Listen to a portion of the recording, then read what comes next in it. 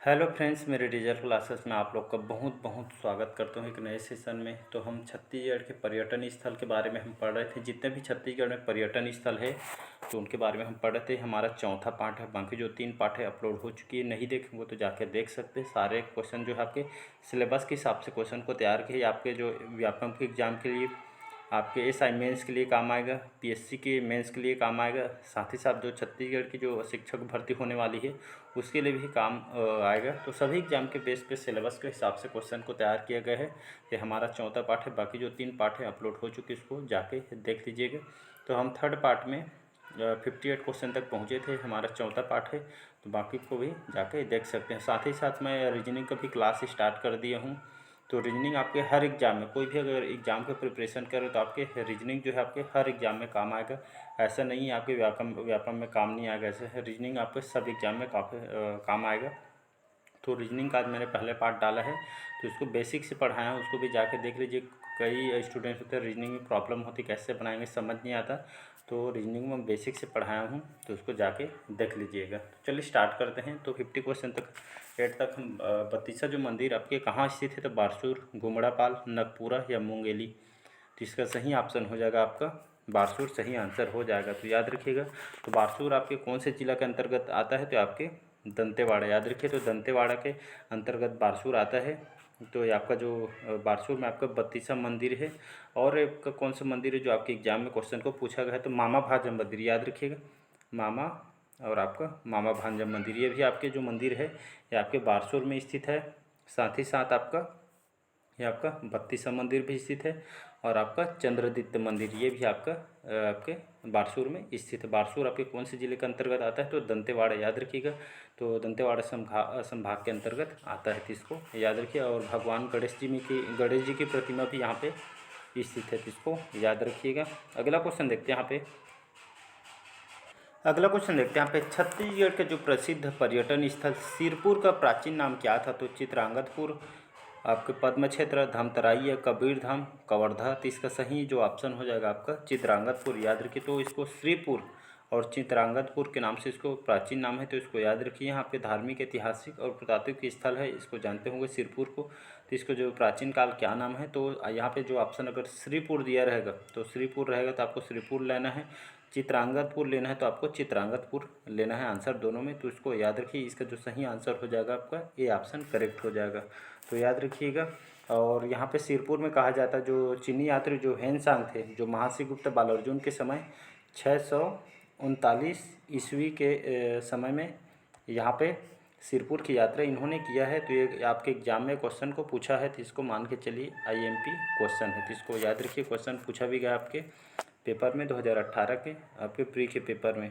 तो 639 ईस्वी में सिरपुर के उन्होंने यात्रा की थी, किसके शासनकाल में, तो महासीगुप्त बालार्जुन के शासनकाल में, तो इसको याद रखिएगा। अगला क्वेश्चन देखते हैं यहाँ पे। 60 क्वेश्चन है। लोमस ऋषि का आश्रम कहाँ है, तो राजिम, सिरपुर, बारसूर, बारनौपारा।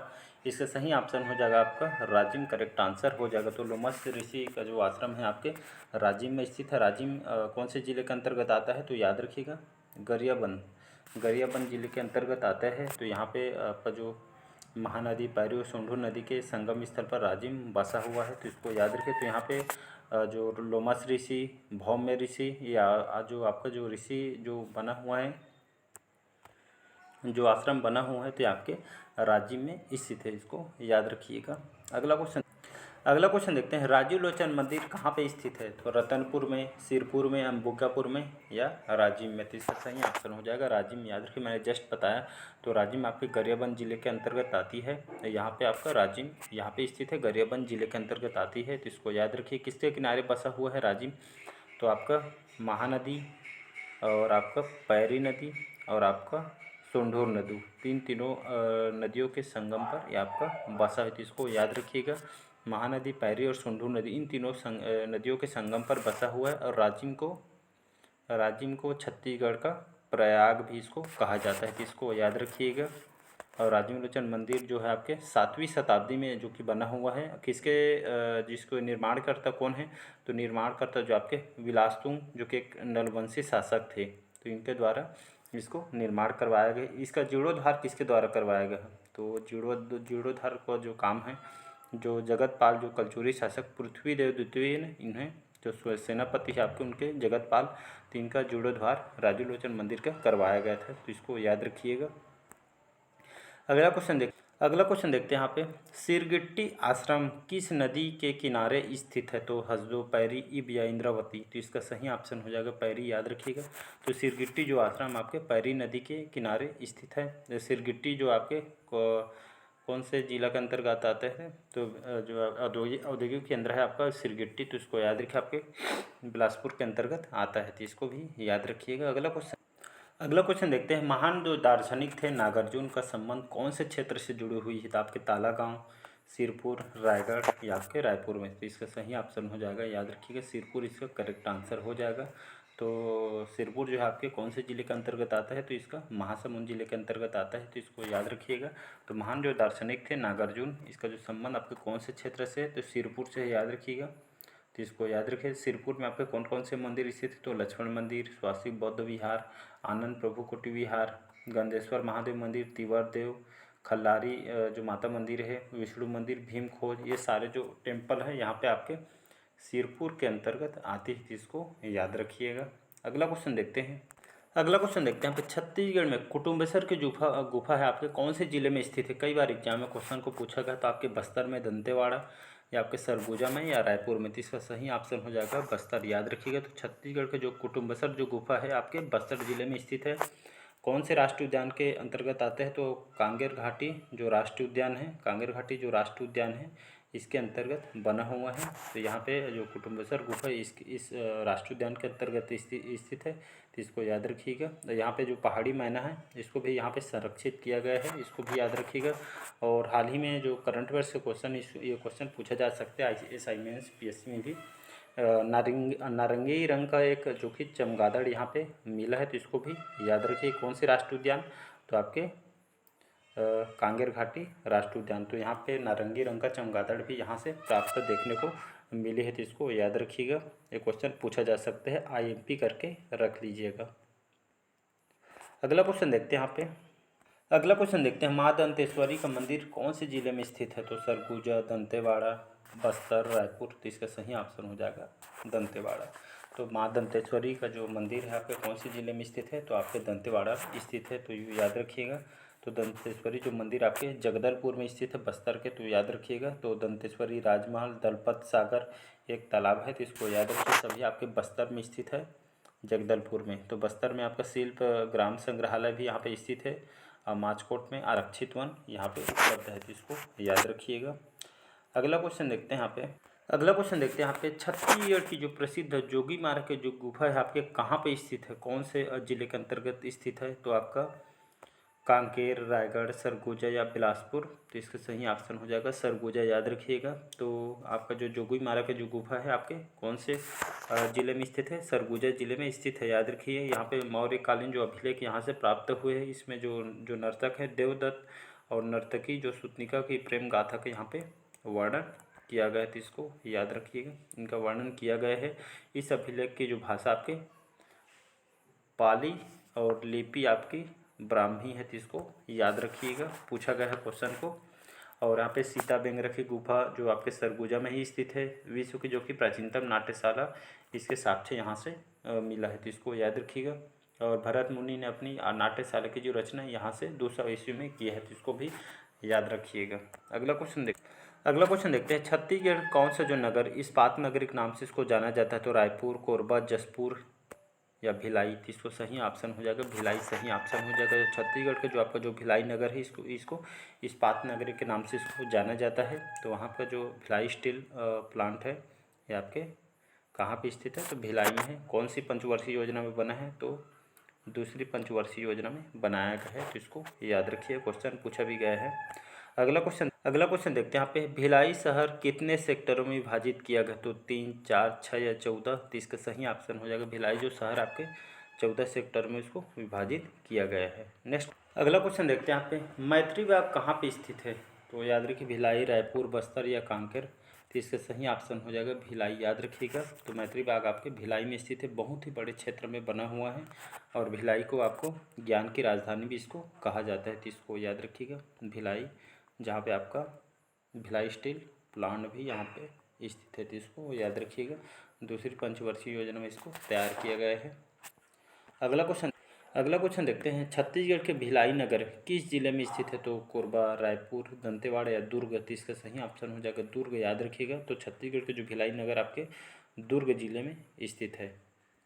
अगला क्वेश्चन देखते हैं यहाँ पे, छत्तीसगढ़ का महातीर्थ छत्तीसगढ़ की संस्कार धानी के नाम से कौन सी जगह है आपका प्रसिद्ध है? तो राजिम, मैनपाट, रतनपुर, जगदलपुर? तो इसका सही ऑप्शन हो जाएगा आपका राजिम, करेक्ट आंसर हो जाएगा। तो राजिम जो आपका महातीर्थ के लिए बहुत विख्यात है और छत्तीसगढ़ की संस्कार धानी भी इसको कहा जाता है। कौन से जिले के अंतर्गत आता है?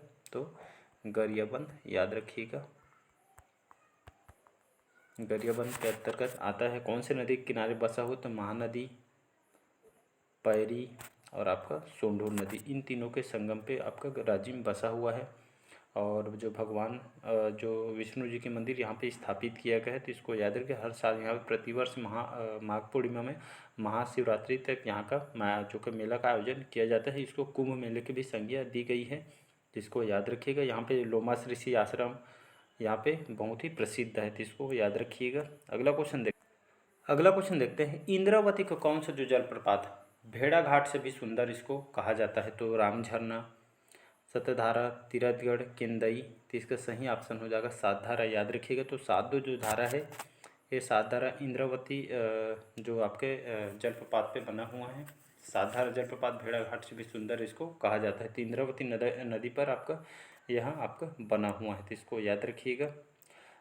अगला क्वेश्चन देखते हैं आप, 10वीं और 11वीं शताब्दी में बसा छत्तीसगढ़ कौन सा जो स्थान है राजधानी सरबपुर के रूप में प्रसिद्ध है? तो बारसूर, खरौद, मल्हार या आरंग? तो इसका सही ऑप्शन हो जाएगा आरंग, याद रखिएगा।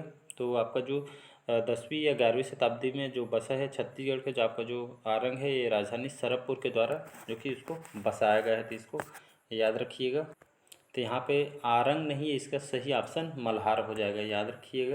तो इसका सही जो आंसर हो जाएगा आपका मल्हार शहर को इनके द्वारा बसाया गया है। जो राजधानी मल्हार है सरबपुर के द्वारा इसको बसाया गया है, तो इसको याद रखिएगा।